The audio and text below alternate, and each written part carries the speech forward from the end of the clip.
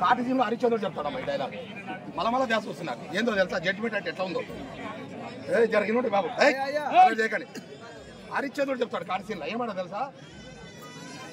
హరిశ్చంద్ర నీవెంత కఠినాత్ముడు కావలసి వచ్చాను అంటాడు దీనికి దానికి ఏం సంబంధం ఉంది వాళ్ళు అంతగా రమ్యంగా పడుతుంటే మేము కట్ట అంటాం అది మా బతుకు ఎంత పాపం అమ్మ నిజంగా ఒక విధంగా కానీ తప్పదు హరిశ్చంద్రుడు అదే అంటాడు చంద్రమతి వచ్చి ఒక ఆడామ వచ్చి దిక్కు లేదయ్యా నా దగ్గర ఒక్క పైసా లేదా అని చెప్తే కూడా రైట్ నడవంటాడు అప్పుడు తనని తానే అనుకుంటాడు హరిశ్చంద్ర ఎంత కాఠిన్యం వహించవలసి వచ్చాను కదా ఏమిరా నీ బతుకాను కూడా తనకు తానే అనుకుంటాడు అట్లా మేము కూడా అప్పుడప్పుడు అనుకుంటాం ఎందుకంటే కట్ట అంటే పాపం నాకు తెలుసు కానీ కట్ చేస్తాం తప్పదు class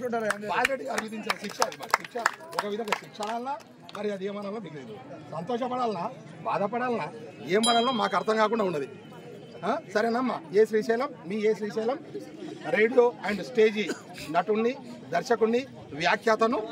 ప్రవచకుణ్ణి schools and youth motivation speaker నమ్మా ఇన్ని దేవుడు పెట్టినమ్మా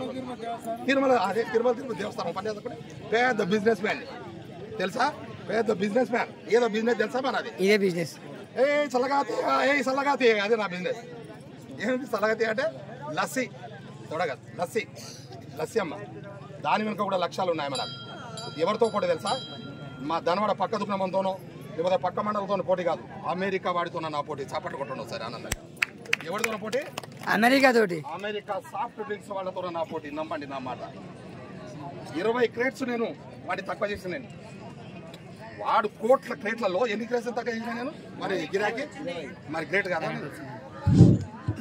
20 క్రేట్లు తక్కువ చేసిన వాడిని